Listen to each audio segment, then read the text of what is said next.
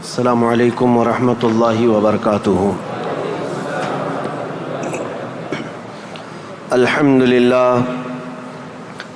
للہ الحنان المنان الذي خلق الإنسان وعلمه البيان، والصلاة والسلام على رسوله سيد الإنس والجان وعلى آله وأصحابه ذوي الخير والإحسان، أما بعد فأعوذ بالله من الشيطان الرجيم، بسم الله الرحمن الرحيم، إن الدين عند الله الإسلام، صدق الله مولانا العظيم۔ بارگاہ رسالت معاب صلی اللہ علیہ وسلم میں درود پاک کا ہدیہ پیش کریں۔ اللہم صل علی سیدنا و مولانا محمد معدن الجود والکرم وآلہ واصحابہ الکرام وابنہ الکریم وبارک وسلم صلاة دائمة سرمدا ابدا۔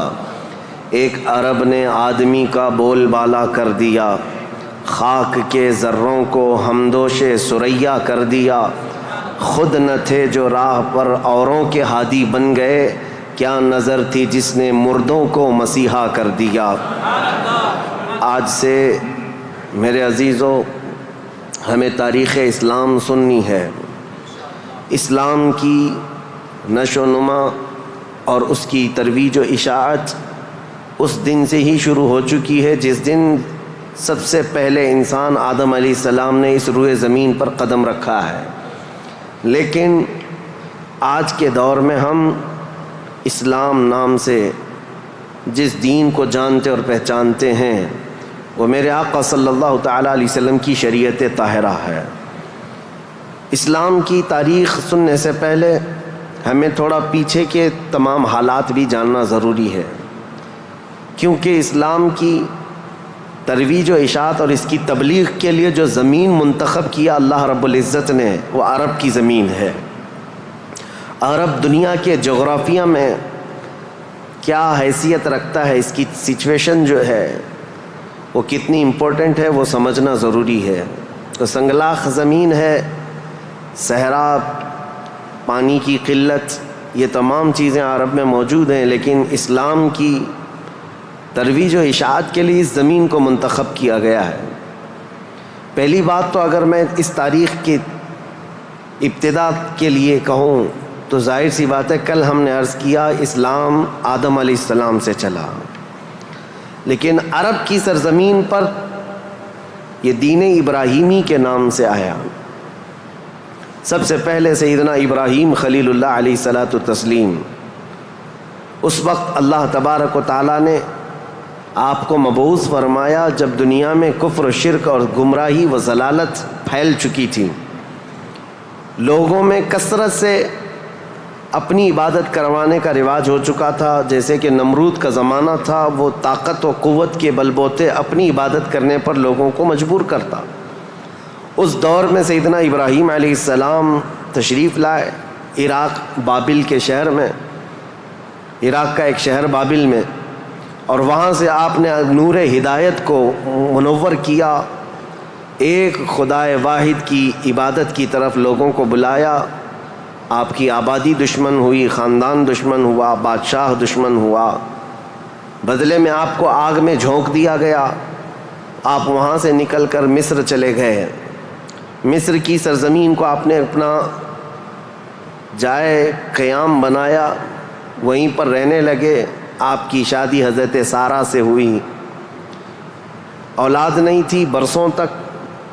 پھر حضرت ابراہیم علیہ الصلاۃ والتسلیم کی مخالفت میں بہت سارے لوگ تھے، حکمران تھے، بادشاہ تھے۔ ایک وقت ایسا آیا کہ مصر کا ایک بادشاہ جو آپ کی مخالفت میں بہت زیادہ آگے تھا، لیکن اللہ تعالیٰ نے اس کے سینے کو نور ہدایت سے روشن کیا، پھر وہ آپ کی عزت و تکریم کیا۔ پھر اس بادشاہ نے اپنی بیٹی ہاجرہ کو ابراہیم علیہ السلام کے ساتھ بیاہ کر دیا۔ شروع سے میں تاریخ میں چل رہا ہوں، سب کو ذہن حاضر رکھنا ضروری ہے کہ حضرت ابراہیم علیہ السلام کو حضرت ہاجرہ دوسرے نکاح میں آئیں، یہ بادشاہ کی بیٹی تھیں، اور ہوا یہ کہ دو بیویاں ایک گھر میں رہیں، معاملات الگ ہو جاتے ہیں۔ تو جب معاملات بدلنے لگ گئے تو حضرت ہاجرہ کہ گھر میں ایک بیٹا پیدا ہوا جو حضرت اسماعیل علیہ السلام ہے. تو حضرت ابراہیم علیہ السلام کو حکم الہی ہوا کہ اس ماں اور بیٹے کو الگ رکھا جائے اور پہلی بیوی کو الگ رکھا جائے. تو ابراہیم علیہ السلام حضرت سارہ کو مصر میں ہی چھوڑ دیے اور حضرت ہاجرہ اور حضرت اسماعیل علیہ السلام کو لے کر عرب کی سرزمین میں داخل ہوئے. یہاں سے عرب کی تاریخ شروع ہوتی ہے. عرب کی سرزمین کو آباد کرنے والے پہلے انسان ابراہیم علیہ السلام ہیں. عرب میں بھی ساری زمین کا انتخاب نہیں. عرب کا جو مرکزی علاقہ تھا وہ مکہ مکرمہ تھا. مکہ مکرمہ اور خانہ کعبہ جو آج جہاں پر ہے وہ دنیا کے مرکز میں واقع ہے, سینٹر میں واقع ہے. ابراہیم علیہ السلام وہاں تشریف لائے. اس وقت کوئی آبادی نہیں تھی, کسی کا گھر نہیں تھا, کوئی مکان نہیں. خانہ کعبہ پرانی شکل میں جو فرشتوں کا بنایا ہوا, آدم علیہ السلام کا بنایا ہوا, نوح علیہ السلام کا بنایا ہوا مٹی کی شکل میں موجود تھا. ابراہیم علیہ السلام وہاں پر اپنی بیوی اور اپنے بیٹے کو ایک چھوٹا سا گھر بنا کر دے دیتے ہیں, بغیر چھت کا مکان تھا. پھر اس کے بعد وہ وہاں سے چلے گئے, پھر دوبارہ آتے رہے جاتے رہے. اسماعیل علیہ السلام کی عمر جب سن بلوغت کو پہنچی تو ابراہیم علیہ السلام کو حکم ہوا کہ اس خانہ کعبہ کی تعمیر کی جائے. تو ابراہیم علیہ السلام نے اپنے بیٹے حضرت اسماعیل علیہ السلام کے ساتھ مل کر کے خانہ کعبہ کی تعمیر کی. آپ کو بانی کعبہ بھی کہا جاتا ہے. دو ہی باپ اور بیٹے نے مل کر پورے خانہ کعبہ کی تعمیر کی. اس کی دیواریں اونچی کی, جس کا ذکر قرآن پاک میں بھی موجود ہے. اس ایک پتھر پر کھڑے ہو کر کے آپ تعمیر کرتے تھے, جس کو آج مقام ابراہیم کہا جاتا ہے. پتھر جیسے جیسے دیواریں بلند ہو جاتا, جب آپ کے اترنے کا وقت ہوتا پتھر نیچے ہو جاتا. جب تعمیر مکمل ہو گئی خانہ کعبہ کی تو پھر ابراہیم علیہ السلام نے دعا کی کہ اللہ اس آبادی کو ہری بھری کر دے, شاد و آباد کر دے, اور یہاں رہنے والوں کو ہر قسم کے پھل اور میوہ جات سے تو ان کو رزق عطا فرما. آپ کی دعا قبول ہوئی. جو بے آباد علاقہ تھا, اب سنیں تاریخ کہاں سے شروع ہو رہی ہے. بے آباد علاقہ, کوئی آبادی نہیں تھی. ایک قبیلہ آیا جو تجارت کے لیے کہیں کا سفر کر رہا تھا. چونکہ وہاں پر زمزم کا کنواں بھی تھا. تاریخ میں آپ کو پتہ ہے حضرت اسماعیل علیہ السلام کی ایڑیوں سے زمزم کا کنواں نکلا, اور وہ پانی کا سوتا چشمہ ایسا تھا کہ کنٹینیو جاری, بلکہ آج تک جاری ہے. تو ایک قبیلہ وہاں سے سفر کر رہا تھا جس کو قبیلہ بنو جرہم کہا جاتا ہے. وہ وہاں کی خوبصورتی کو دیکھ کر, وہاں کے پانی کی فراوانی کو دیکھ کر وہیں پڑاؤ ڈال لیے اور وہیں رہ گئے, بس گئے. یہ پہلا قبیلہ ہے جو مکہ میں آباد ہوا, قبیلہ بنو جرہم. پھر حضرت اسماعیل علیہ السلام نے اسی قبیلے کی ایک لڑکی سے شادی بھی فرمائی, اور حضرت اسماعیل علیہ السلام کے گھر میں 12 بیٹے پیدا ہوئے. آپ کی اولاد اب بڑھتی گئی. عرب سرزمین میں سب سے پہلی یہ نسل ہے. عرب کو آباد کرنے والی پہلی نسل اسماعیل علیہ السلام کی ہے. قبیلہ بنو جرہم کے ساتھ آپ آباد ہوئے مکہ مکرمہ میں. اب ان کی نسل اتنی بڑھتی گئی کہ اسماعیل علیہ السلام کے بیٹے تھے نابت. ان کے ہاتھ میں خانہ کعبہ کی تولیت آئی. خانہ کعبہ کی حفاظت اور اس کی ذمہ داریوں کا یہ سارا انتظام آپ کا تھا. چند دنوں کے بعد پھر ایسا ہوا کہ قبیلہ بنو جرہم کے لوگوں نے, جو حضرت اسماعیل علیہ السلام کے سسرال تھے, خانہ کعبہ کی تولیت پر انہوں نے قبضہ کر لیا. اسماعیل علیہ السلام کی اولاد نے کوئی بھی ان کے ساتھ جھگڑا نہیں کیا, کسی بھی طرح کا برا برتاؤ نہیں کیا, کیونکہ ننیہال کے تھے. تو کئی سالوں تک قبیلہ بنو جرہم کا خانہ کعبہ پر قبضہ باقی رہا, لیکن انہوں نے بدعنوانیاں شروع کر دیں. خانہ کعبہ کے پاس لوگ جو دور دور سے آتے تھے دنیا میں, حاجی, اس وقت بھی ہر سال حج ہوا کرتا تھا, ان کے ساتھ برا سلوک کرنا, ان سے چڑھاوے لینا, ان سے زیادہ مانگ کرنا, یہ سب چیزیں ہونے لگیں. تو پھر حضرت اسماعیل علیہ السلام کی اولاد نے دوبارہ خانہ کعبہ کی تولیت اپنے ذمے لے لی. تولیت کہتے ہیں ذمہ داری, جس سے متولی کہا جاتا ہے. جیسے مسجد کا متولی ہوتا ہے، تولیت اسی کو کہتے ہیں، خانہ کعبہ کی خدمت کی ذمہ داریاں۔ اب یہ زمانہ چلتا رہا، میں آپ کو پہلے یہ خاندانی معاملات بتا رہا ہوں، اس کے بعد پھر یہاں کے سیاسی حالات بھی بتاؤں اور پھر مذہبی حالات بھی آپ کو بتاؤں، تاکہ اسلام کی تاریخ کو سمجھنے کے لیے اس کا بیک گراؤنڈ بھی سمجھنا بہت ضروری ہے، پس منظر کیا تھا یہ معلوم ہونا ضروری ہے۔ اب اسماعیل علیہ السلام کی اولاد میں عدنان ایک شخص پیدا ہوئے جو آل اسماعیل میں بہت ہی معزز انسان تھے۔ اکثر صحابہ کرام کا اور خود رسول اللہ صلی اللہ علیہ وسلم کا نسب حضرت عدنان تک پہنچتا ہے، وہ ہمارے آقا صلی اللہ تعالیٰ علیہ وسلم کے جد امجد بھی ہیں۔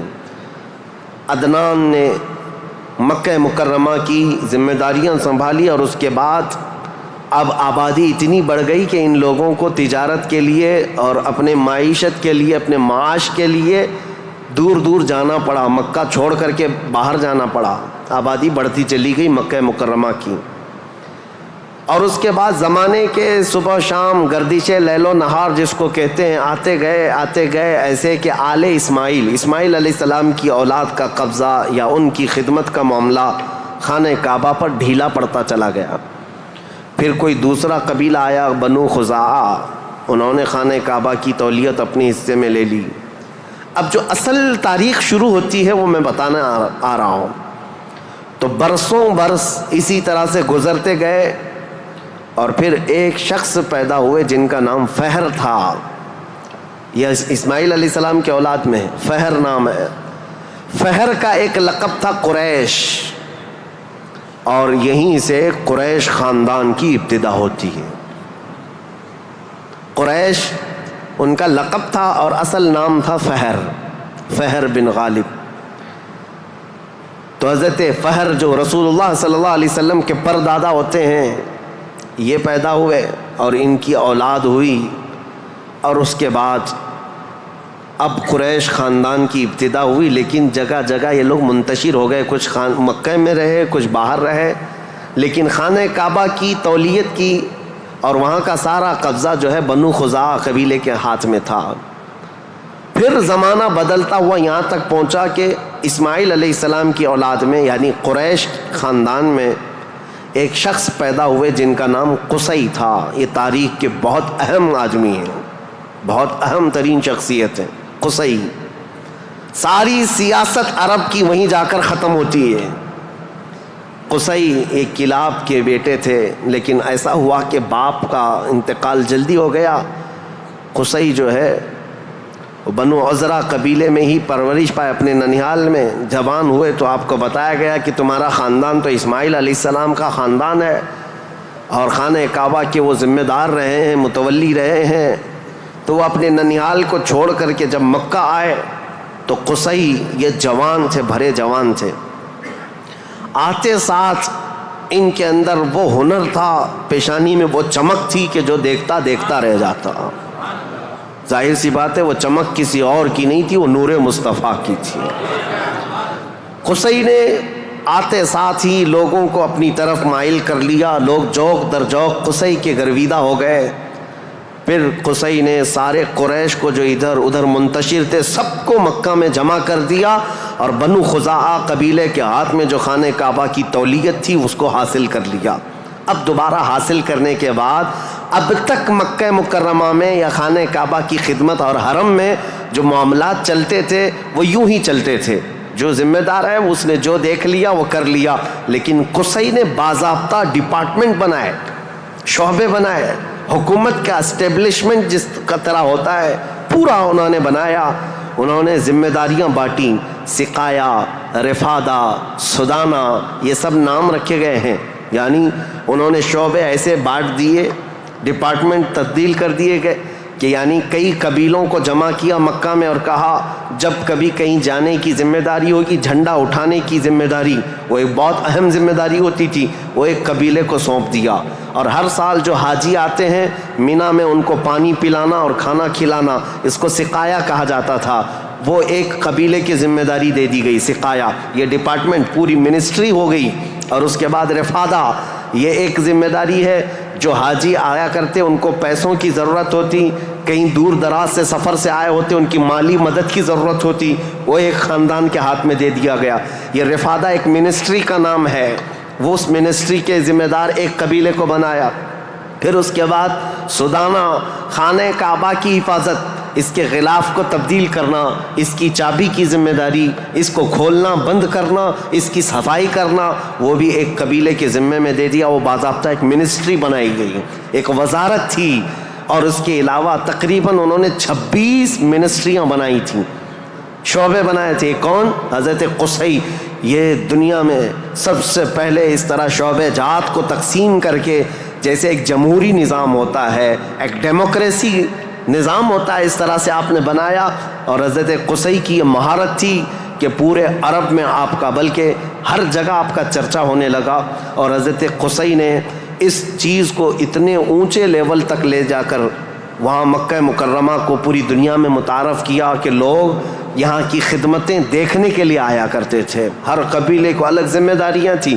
یہ تاریخ ہے۔ اس کے بعد قصی جلدی ہی انتقال کر گئے، حالانکہ ان کو زیادہ وقت نہیں ملا، ان کا زیادہ وقت نہیں تھا۔ ان کی شادی ہوئی، شادی ہونے کے بعد ان کے گھر جو بیٹے پیدا ہوئے ہیں وہ 2 بیٹے تھے، ایک عبد الدار اور ایک عبد مناف۔ قصی نے اپنی ساری ذمہ داریاں، اپنی جانشینی عبد مناف کو دے دیا۔ عبد مناف یہ بہت ہی پاکیزہ اخلاق کے انسان تھے اور لوگوں میں بہت ہی معزز تھے، مکرم تھے۔ عبد مناف کے ذمے میں جو کام آئے تھے وہ جس طرح ان کے باپ قصی نے بانٹے تھے۔ اس کے بعد عبد مناف کے بیٹے پیدا ہوئے جو عرب قبیلوں میں نہیں، قریش خاندان میں سب سے افضل انسان سمجھے جاتے تھے، وہ حضرت ہاشم ہیں۔ ہاشم، ان کا لقب ہاشم اس لیے تھا کہ یہ اتنے فیاض تھے، اتنے سخی تھے کہ اپنا مال کا اکثر حصہ پورا حاجیوں کو کھلانے میں تقسیم کرتے تھے۔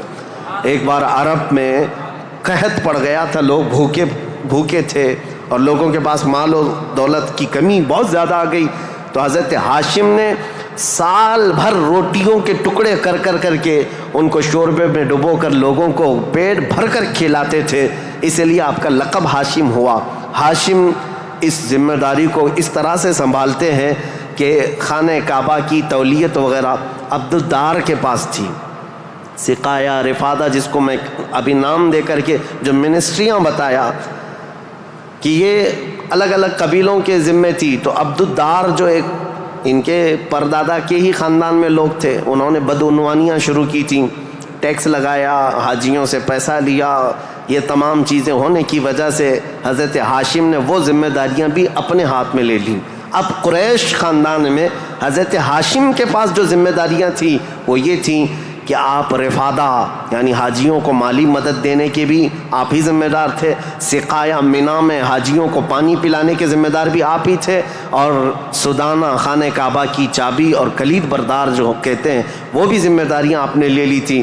اتنا ہی نہیں، ندوہ ایک وہاں کی ایسی بیٹھک کا نام ہے جو عدالت بھی ہے، پارلیمنٹ بھی ہے، مشورے کی جگہ ہے، جہاں سب کے فیصلے کیے جاتے تھے، وہ بھی حضرت ہاشم کے ذمے میں تھی۔ حضرت ہاشم، ان کا بھی معاملہ ایسا ہوا کہ انہوں نے شادی فرمائی اور ان کے ہاں ایک ہی بیٹا پیدا ہوا جن کا نام شیبہ تھا۔ حضرت ہاشم کے گھر ایک بیٹا پیدا ہوا شیبہ، اور اس کے بعد حضرت ہاشم کا انتقال ہو گیا۔ شیبہ بچپن میں ہی اپنے باپ سے محروم ہوئے، اور ان کے چچا تھے مطلب، جن کا نام تھا، ہاشم کے بھائی، سگے بھائی تھے۔ مطلب نے یہ شیبہ کو گود لے لیا اور پرورش کی، اور اتنی اچھی پرورش کی کہ لوگ جو ہے شیبہ کو ان کے اصلی نام کی بجائے مطلب کا غلام یا مطلب کا بیٹا کہتے ہوئے عبد المطلب ہی کہنے لگ گئے۔ یہ عبد المطلب میرے آقا صلی اللہ تعالیٰ علیہ وسلم کے سگے دادا ہیں، عبد المطلب، ان کا اصل نام شیبہ ہے۔ اب یہ خانہ کعبہ کی تولیت کی ذمہ داری سب سے لمبے عرصے تک سنبھالنے والے یہی ہیں، کافی لمبا ٹائم ان کو ملا۔ عبد المطلب کے زمانے میں ہی وہ اصحاب فیل کا واقعہ پیش آیا جو ابرہہ بادشاہ خانہ کعبہ کو ڈھانے آیا تھا، یہ حضرت عبد المطلب کے زمانے میں پیش آیا۔ حضرت عبد المطلب کے بھی تقریباً کافی اولاد ہوئیں، بیٹے ہوئے 12 کے قریب ان کی بھی اولاد ہوئیں. آپ نے ایک منت مانی تھی کہ اگر میں اپنے سارے بچوں کو جوانی کے حالت میں دیکھ لوں تو ان میں سے ایک بیٹا اللہ کی راہ میں قربان کر دوں گا. جب سارے بچے آپ کے جوان ہو گئے تو حضرت عبد المطلب خانہ کعبہ کے پاس گئے اور اس کے بعد آپ نے قرعہ اندازی کی اپنے بیٹوں کے نام نکال کر کے کہ کس بیٹے کا نام نکلے گا جس کو قربان کیا جائے. تو آپ نے جب قرعہ اندازی کی تو آپ کے چھوٹے بیٹے حضرت عبداللہ کا نام نکلا. قربانی کے لیے حضرت عبداللہ کا نام نکلا. حضرت عبد المطلب کے وہ سب سے زیادہ محبوب تھے، نور نظر تھے. آپ نے سارے لوگوں سے مخاطب ہو کر کے کہا کہ اس مسئلے کو کیسے حل کریں. تو سارے لوگوں نے کہا کہ اللہ رب العزت کے معاملات اللہ کے حوالے اس کو چھوڑ دو. پھر آپ نے خواب میں دیکھا کہ اس کا معاملہ ایسا ہے کہ اپنے اس نور نظر محبوب بیٹے کی قربانی کی بجائے ان کی جگہ 100 اونٹ قربان کر دیے جائیں. تو 100 اونٹ قربان ہوں گے لیکن آپ کے بیٹے کی قربانی بھی مان لی جائے گی کہ آپ نے بیٹے کو بھی قربان کیا. آپ نے حضرت عبداللہ کی جگہ پر 100 اونٹ قربان کیے. اسی لیے تو میرے آقا صلی اللہ علیہ وسلم نے ایک حدیث میں فرمایا ہے انا ابن الذبیحین، اے لوگوں میں 2 ذبیحوں کا بیٹا ہوں. ایک ذبیح اسماعیل علیہ السلام ہے، دوسرے ذبیح میرے باپ عبداللہ ہیں. یہ رسول اللہ صلی اللہ علیہ وسلم نے فرمایا کہ اب یہ حضرت شیبہ عبد المطلب، حضرت عبد المطلب جو خانہ کعبہ کی تولیت کو سنبھالتے رہے، یہ تاریخ یہاں تک آئی. آل اسماعیل ہیں، یہ اسماعیل علیہ السلام کی اولاد. تاریخ کو میں نے شروع کیا تھا حضرت ابراہیم علیہ السلام سے. پھر اب حضرت عبد المطلب رضی اللہ تعالیٰ عنہ خانہ کعبہ کی تولیت سنبھالتے رہے اور اس کے بعد اپنے سارے بیٹوں کی شادیاں کیں. ان میں اپنے چھوٹے بیٹے حضرت عبداللہ کی شادی آپ نے کہ ایک قبیلہ جو مدینہ طیبہ میں آباد تھا وہب بن عبد مناف کا، ان کی بیٹی حضرت آمنہ سے کی، جو سب سے معزز قبیلے کی خاتون تھیں، پاکیزہ تھیں، طیبہ تھیں، طاہرہ تھیں. رسول پاک صلی اللہ تعالیٰ علیہ وسلم کے والد ماجد عبداللہ نے حضرت آمنہ سے شادی کی. یہ شادی بھی بڑی مشہور شادی ہوئی کیونکہ حضرت عبداللہ کو کئی عورتیں دیکھتی تھیں اور شادی کی خواہش رکھتی تھیں. مکہ میں کئی لوگوں نے پیغامات دیے تھے اور اس کے بعد جب حضرت آمنہ سے انہوں نے شادی کی تو ایک خاتون ہے جو حضرت عبداللہ کی شادی کے لیے بہت کوشش میں لگی تھی. انہوں نے حضرت عبداللہ کو دیکھا اور اس کے بعد کہا شادی کے بعد تمہاری پیشانی پر کوئی چیز چمکتی تھی وہ اب نظر نہیں آتی ہے، پہلے میں دیکھا کرتی تھی، جس پر میں گرویدہ تھی میرے عزیزو وہ چمک اور وہ نور کوئی اور نہیں میرے مصطفیٰ کا نور نبوت تھا جو آدم علیہ السلام سے چلتا ہوا آیا ہے اور ان کے باپ حضرت عبداللہ تک آیا. پھر حضرت عبداللہ حضرت آمنہ سے نکاح کر کے رہ رہے تھے اور تجارت کی غرض سے آپ حضرت عبداللہ ملک شام کی طرف جا رہے تھے. درمیان میں جو یثرب علاقہ تھا آج کا وہ مدینۃ المنورہ ہے، وہاں حضرت عبداللہ کو کچھ بیماریاں ایسی لگ گئیں کیونکہ یثرب جو علاقہ ہے اس کو پہلے بیماریوں کا گڑھ کہا جاتا تھا، وہاں جو جاتا بیمار ہو جاتا تھا. اس وقت انہوں نے وہاں کا سفر کیا تھا اور بیماریاں لگ گئی اور آنے سے پہلے آپ کا انتقال ہو گیا، عبداللہ کا انتقال ہو گیا حضرت عبداللہ کا. اور پھر چند ماہ گزرے تھے، 6 مہینے کے بعد پورے عالم میں جو ایک عجیب کیفیت طاری تھی. عرب کی یہ تاریخ میں آپ کو بتا رہا ہوں کہ یہاں پر اب حالات کیا تھے. حضرت آمنہ کے گھر رسول پاک صلی اللہ تعالیٰ علیہ وسلم حمل سے ہیں، لیکن اس سے پہلے میں اب پس منظر بتاتا ہوں، بیک گراؤنڈ بتاتا ہوں دنیا میں کیا چل رہا تھا، اس وقت حالات کیسے تھے. اس کو میں ڈیوائیڈ کر کے اگر بتاؤں سیاسی حالات اور مذہبی حالات. سیاسی حالات میں یعنی پالیٹکس کے اعتبار سے دیکھا جائے تو حکومت اور تسلط قبضہ زیادہ کس کا تھا. اس دور میں سب سے بڑی 2 حکومتیں تھیں، ایک پرشین امپائر اور ایک رومن امپائر. روم کی حکومت اور فارس کی حکومت، ان دونوں کا بہت بڑا اثر و رسوخ تھا. پوری دنیا کی بات کر رہا ہوں، یہ سپر پاور طاقتیں تھیں. عرب میں بعض لوگ پرشین امپائر کے انڈر میں کام کرتے تھے، بعض لوگ رومن امپائر کے انڈر میں کام کرتے تھے. مذہب کے اعتبار سے ہم بعد میں بات کرتے ہیں. اب یہ حالات تھے کہ حکومت اور تسلط، قبضہ، سیاسی اثر و رسوخ سب سے زیادہ یہ 2 حکومتوں کا تھا. جس کی وجہ سے آئے دن نئی نئی جنگیں ہوتی تھیں. رومن ایمپائر یہ چاہتی تھی کہ دنیا پورا قبضہ کر لیں, پرشین ایمپائر یہ چاہتے تھے کہ پوری دنیا ہم قبضہ کر لیں. اس آڑ میں دو سپر پاور کے ٹکراؤ میں پوری دنیا میں جنگیں روز روز چلتی رہتی تھیں. یہ حالات تھے سیاسی. عرب لوگوں کی خود کی کوئی حکومت نہیں تھی, ان کی خود کی کوئی حکومت نہیں تھی, لیکن وہی مکہ مکرمہ سے جو ان کے خاندانی حالات کی سرداری چلتی تھی بس.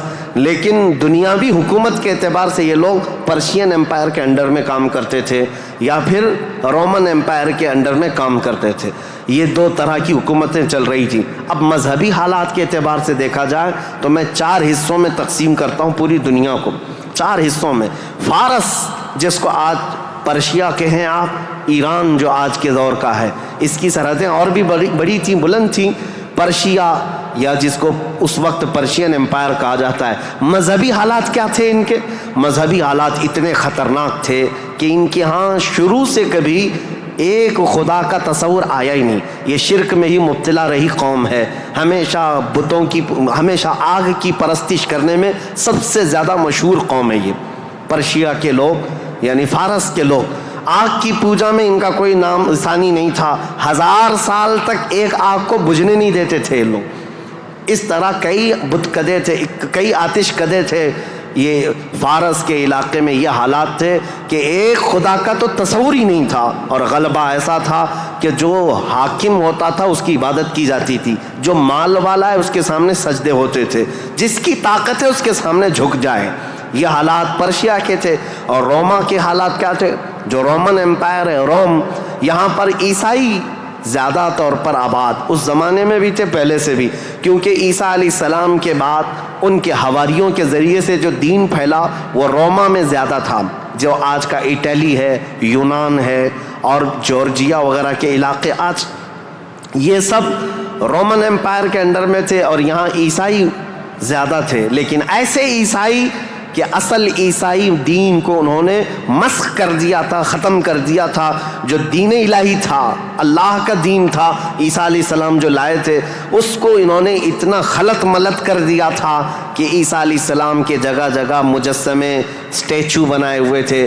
مریم علیہ السلام, سیدہ مریم رضی اللہ تعالیٰ عنہا کو انہوں نے ساتھ میں پوجنا شروع کر دیا. تثلیث کا عقیدہ, ٹرائنیٹی جس کو یہ کہتے ہیں, 3 خداؤں کا تصور ان کے گھر میں رواج پا گیا تھا. پورے روما میں یہی تھا. ایک خدا کی عبادت یہاں بھی ختم تھی. 2 بڑی طاقتوں کے انڈر میں شرک اور بت پرستی اور کفر بہت سر چڑھ کر بول رہا تھا. یہاں اللہ کو پہچاننے والے اور اللہ کی عبادت کرنے والے تقریباً ناپید ہو چکے تھے. عیسیٰ علیہ السلام کی جو آپ کا عروج ہوا آسمانوں پر, آپ کو اللہ تعالیٰ نے آسمانوں پر جو اٹھایا, وہ زمانہ بیت کر کے بھی 570 سال گزر رہے تھے. ان 570 سالوں میں کوئی نبی نہیں آیا. عیسیٰ علیہ السلام کے بعد سے لے کر 570 سال کا زمانہ, اس کو زمانہ فترت کہا جاتا ہے. زمانہ فترت 2 نبیوں کے بیچ کے زمانے کو کہتے ہیں. اس بیچ میں کوئی نبی نہیں آیا, جس کی وجہ سے حالات اتنے گمبھیر تھے. پرشیا کے حالات میں نے بتایا, جگہ جگہ آگ کی پوجا, آگ کی پوجا, آگ کو ہی طاقتور مانا جاتا. اور روما میں تھا, عیسائی تو تھے لیکن ایسے کہ ٹرائنیٹی کا عقیدہ, مریم بھی خدا ہیں, عیسیٰ بھی خدا ہیں اور وہ بھی خدا ہے. 3 خداؤں کی عبادت. اور اس کے علاوہ راہبوں کا, پادریوں کا حال تو یہ تھا, اللہ کی پناہ, وہاں کے جو عبادت خانے تھے, جو چرچ تھے, جو کلیسا تھے, وہ عبادت کے نہیں تھے, وہ عیاشیوں کے اڈے تھے. کوئی عورت جاتی تو ان کے ہاتھ میں بچ کے باہر نہیں آتی, اس کے ساتھ وہ منہ کالا کر لیتے. یہ جو بڑے بڑے راہب تھے ان کا حال یہ تھا. اور وہ سیاست میں بھی اس طرح ملوث تھے کہ جب تک کنیسہ میں یعنی چرچ میں کوئی شخص مال نہ لا کر کے دے, اس کے لیے بددعائیں کرتے تھے, اس کی تباہی کا انتظام کرتے, بلکہ فوج کی سرکشی کے ساتھ ایسے لوگوں کو مار کر ختم بھی کر دیتے تھے. اور اس کو کہتے تھے کہ یہ جس کو جس طرح آج ہم یہاں پر دیکھ رہے ہیں دھرم دروہی ہے, دین چھوڑا ہوا آدمی ہے. یہ عیسائیوں کا تسلط ایسا تھا, ان کا قبضہ ایسا تھا, پادریوں کا عیاشی کے اڈے بنا دیے گئے تھے. جتنے وہ عبادت خانے تھے, جتنے عبادت خانے تھے وہ عیاشیوں کے اڈے بنے ہوئے تھے. اور ان کے ہاں یہ سب چیزیں عام, جو اخلاق دینے آئے تھے, جو اچھا مزاج دینے آئے تھے, وہی ان کے علماء, ان کے راہب پورے ایسے تسلط کے ساتھ گندگیاں پھیلا چکے تھے. یہ روما کے حالات تھے, پرشیا کے حالات وہ تھے. اب دنیا میں تیسرا ایک بڑا طبقہ جو اپنا اثر رکھتا تھا, اپنا رسوخ رکھتا تھا, وہ ہندوستان کا تھا. ہندوستان جس کو ہم اکھنڈ بھارت کہیں, یہ ہندوستان, اس کی سیمائیں, اس کی سرحدیں اتنی نہیں تھی جو آج کشمیر سے کنیا کماری تک یا گجرات سے لے کر کے بنگال کی کھاڑیوں تک ہے, بلکہ اس کی سیمائیں ایران کی سرحدوں تک پہنچتی تھی. افغان, پاکستان, بنگلہ دیش, نیپال جو آج ایک الگ الگ ریاستوں میں, الگ الگ ملکوں میں تبدیل ہیں, یہ سب ہندوستان کے علاقے ہوا کرتے تھے. ہند اس وقت کے حالات کیا تھے ہندوستان کے, میں اس وقت کی بات کر رہا ہوں, عیسیٰ علیہ السلام کے عروج آسمانی کے 570 سال کے بعد ہندوستان کے حالات بڑے دیگرگوں تھے, کیونکہ یہاں پر بھی شروع سے بت پرستی بہت زیادہ تھی. بلکہ تاریخ نگاروں نے لکھا ہے اس وقت ہندوستان کی آبادی اگر 1 کروڑ تھی تو یہاں کے خدا جو بنائے گئے تھے وہ 2 کروڑ تھے. یعنی انسانوں کی آبادی سے بڑھ کر کے خدا تراشے گئے تھے. ہر قبیلے کا نہیں, ہر خاندان کا نہیں, بلکہ ہر انسان کا 2 خدا, 3 خدا, 4 خدا, جس کی جیسی حیثیت ویسے خدا بنائے ہوئے تھے. اور یہاں پر اخلاقی حالات اگر دیکھے جائیں تو وہ بھی اس طرح کہ جیسے کل بھی میں نے بتایا تھا, کاسٹزم میں یہ لوگ ایسے ملوث تھے کہ برہمن الگ, شودر الگ, دلت الگ, چھتریہ الگ, یہ سب چیزوں کو کاسٹ میں بدل کر کے ایسے کہ کسی دلت کو ایک مقدس کتاب چھونے کی بھی اجازت نہیں ہوتی, برہمن سے مصافحہ کرنے کی بھی اجازت نہیں ہوتی. اگر کسی دلت نے برہمن کی لڑکی کو چھو بھی لیا تو اس کا ہاتھ کاٹ دیا جاتا, اور اگر گیتا کے شلوک سن لیتا تو اس کے کان میں کھولتا ہوا تیل ڈال دیا جاتا تھا. یہ سب حالات یہاں کے تھے. یعنی اخلاقی پستی, اخلاقی گراوٹ یہاں پر بھی تھی. روما کے حالات بھی اچھے نہیں تھے, پرشیا کے حالات بھی اچھے نہیں تھے, ہندوستان کے حالات بھی. اور عورتوں کے لیے تو یہ اس قدر سخت تھے, اللہ اکبر. یہاں کسی عورت کا شوہر مر جاتا تو عورتیں ساتھ میں اپنے شوہر کی چتا کے ساتھ آگ لگا لیتی, جس کو ستی کہا جاتا تھا. ستی ایک رسم ہے, تاریخ میں آج بھی موجود ہے. بیوہ عورت کو جینے کا حق نہیں تھا. بیوہ عورت اپنے شوہر کی آگ کے ساتھ خود بھی جل جاتی تھی, وہ چاہے جوان ہو, چاہے 2 مہینے کی دلہن کیوں نہ ہو, اسے جلا دیا جاتا. چند سالوں کے بعد پھر جلانے کا رواج ختم ہوا, پھر بیوہ عورت کو جنگلوں میں بھیج دیا جاتا کہ وہ وہاں رہے, وہیں آباد رہے. اس کا گھر میں آنا اب شگن, آج تک یہ بری روایت موجود ہے. جاہلوں کے آج بھی پائی جاتی ہے, غیر مسلموں کے ہاں کہ اگر کوئی بیوہ عورت اچھے تقریبات میں شامل نہیں ہو سکتی, اچھے فنکشنز میں نہیں آ سکتی, کھانے پکانے کے وقت نہ آ جائے, یہ اب شگن ہو جائے. عورت اگر حیض اور نفاس کے عالم میں ہو تو اس وقت تو اس کے ساتھ جانوروں سے بدتر سلوک ہوتا. اس کا گلاس الگ, اس کا برتن الگ, اس کا کھان پان الگ, بلکہ جانوروں کا جس طرح سے الگ رکھا جاتا تھا عورت کا بھی الگ رکھا جاتا تھا. عورت کو پستی کی طرف دھکیل دیا گیا تھا. یہ تاریخ یہاں کی تھی, ہند کی. 3 بڑے طبقے دنیا کے میں بتا رہا ہوں, ایک روما میں, ایک پرشیا میں, ایک ہندوستان میں. اخلاقی پستی اس قدر تھی, کفر و شرک غالب تھا, اور اس کے علاوہ اب چوتھی ایک قوم بچتی ہے. ان سب کے بیچ میں اگر کوئی تھوڑی بہت شدھ بدھ رکھتی تھی, کوئی تھوڑا بہت اچھا مزاج رکھتے تھے تو اس زمانے میں عزت تھی, تو وہ بنی اسرائیل کی تھی جو یہودی تھے, بنی اسرائیل. لیکن ان کے حالات ایسے تھے کہ غرور و گھمنڈ ان کو اتنا تھا کہ وہ یہ کہتے تھے کہ پوری روئے زمین پر سب سے افضل لوگ ہم ہیں, اللہ کے محبوب ہم ہیں, اللہ کے بیٹے ہم ہیں, ہم کو اللہ کبھی عذاب نہیں دے گا, کبھی اللہ ہم کو آگ نہیں دکھائے گا.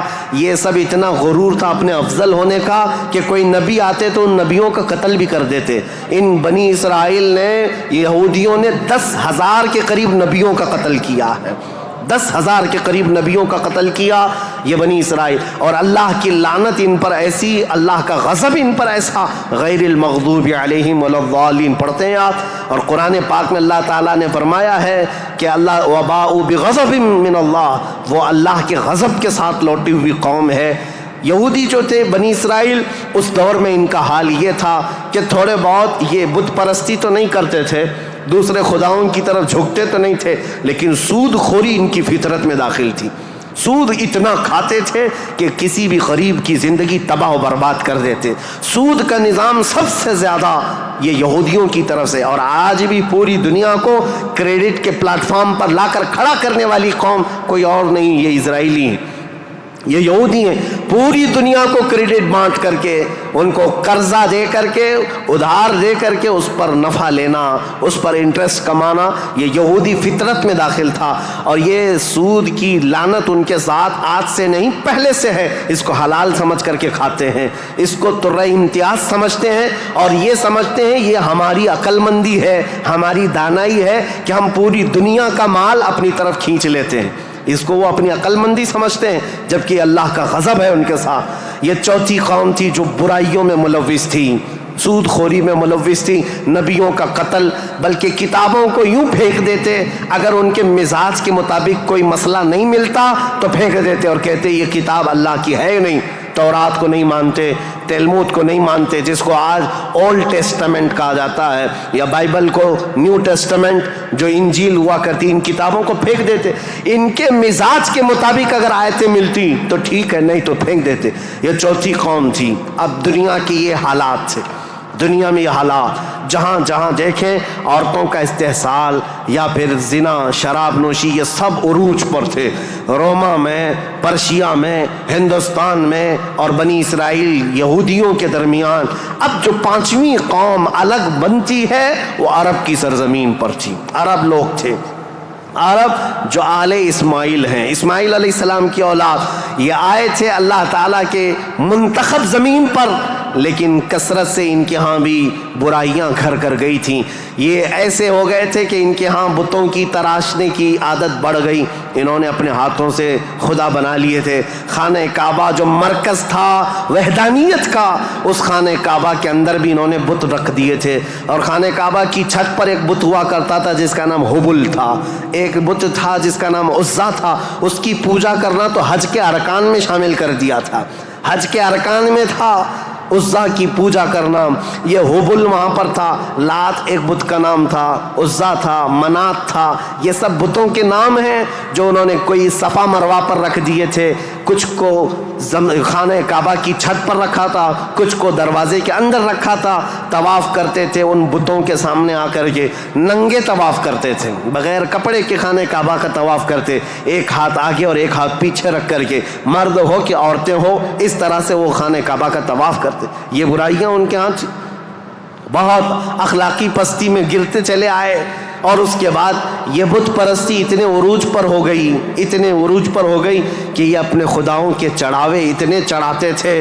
دور دراز سے لوگ آتے تھے تو سال میں ایک مرتبہ ان خداؤں کے نام پر انسانوں کی بلی بھی چڑھتی تھی.